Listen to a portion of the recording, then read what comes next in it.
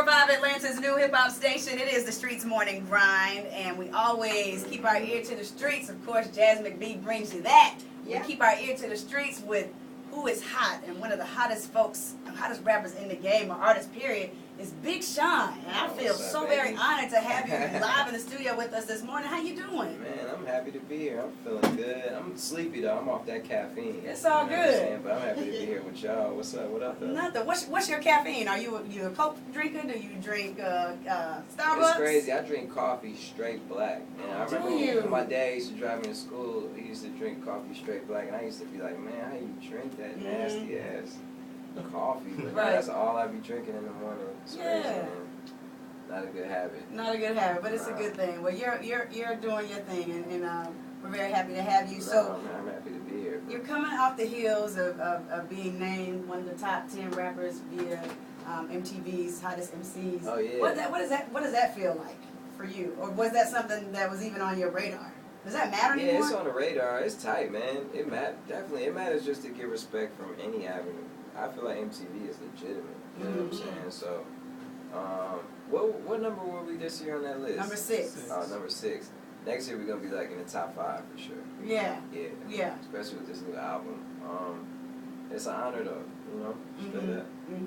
Now, Big Sean, I've been following you for quite some time, and you always seem to. You don't follow the rest of the prototypical rapper kind of feel. Like you know who you are. Yeah. Does that come from your upbringing, and what would you attribute that to? I don't know. I guess it comes from my upbringing. I just, it's too hard trying to put a front on. I feel like, man, like, you just got to be who you are and get to it. I don't know. That's just something I learned on the way. Coming from Detroit, Detroit is a crazy city, man.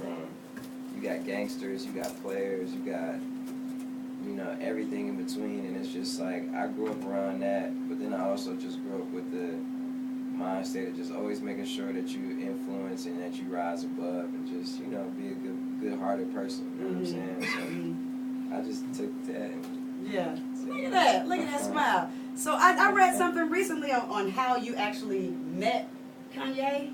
Like, you just kind of, like, I gotta go rap for him, and it worked out for you. For people who don't know that story, can you tell us briefly? Well, I was at a radio station. I used to go to a radio station similar to this one every Friday. They used to do a radio show there where it would be a whole bunch of MCs, and the MCs would have to battle rap each other. And whoever would win the battle raps would get to rap a verse on the air, like over a beat. So I did that for like a year straight. As soon as I turned 16 and I got my first car. So I did that, got a good relationship with the station, did that like for a while, and then Kanye was there promoting his album. And since, I had a good relationship with that station, my homie called me and was like, man, that fool Kanye at the station, yo, if you go down there and rap for him, he'll sign you, bro. I remember hanging up on him like, man, you sound dumb as hell, hung up. And then I thought about it for like 15 seconds, called him back and was like, man, that sounds awesome, let's get it. Right. So we went down there, and I had been selling CDs around high school. That was the whole thing of it. I was like selling CDs around high school, so being on the radio every week was like the perfect promotion for me to make like $200 a week or something. Yeah. And but it was just crazy that when I met Ye at the station, I was so nervous. But it's funny how going to that station every Friday rapping prepared me to rap for him and be like on point. Right. It's just you never know when one thing leads to another thing that may lead to something that will change your life. So that's one thing I learned, to always just like follow your heart and never like second guess your instinct. Yeah. Stay at it. Well, and I know you've been doing this for a long time because you mentioned high school. So can you give some type of advice for those people who think that you can just come into this game and just have your record on the radio versus just grinding it out and just staying persistent? Yeah, I feel like some people is all different. It's like everybody has their unique story, and if you try and follow somebody else's blueprint, you're not going to be able to do it like they do it. You know what I'm saying? So just like stay unique. Find your own way, find ways to be creative. Everybody had their own stories from me to, Ye to Jay to Soulja Boy to all these people who had like crazy like stories, you know. So yeah, nobody's journey is ever the same. Like my journey from Akini's journey and Jazz's journey is totally different as far as my radio career. So you know, everybody's journey is different. Yes, Crumb, do you have a question for me? Yes, I want to know. Hey, listen, how did you learn how to hypnotize the ass?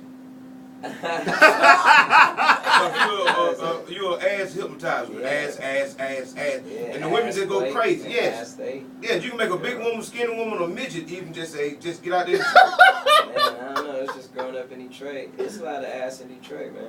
Are you kin to the Chambers brothers? Maybe. Detroit Secret. Oh Yes, wow, sir. that threw me off. I don't know about that. Girl, I don't either. What is Crumb talking about? Well, you know Talk what? about that Detroit right there, man. Yeah. Shout out to my city too, So who has bigger asses, Atlanta or Detroit? Atlanta.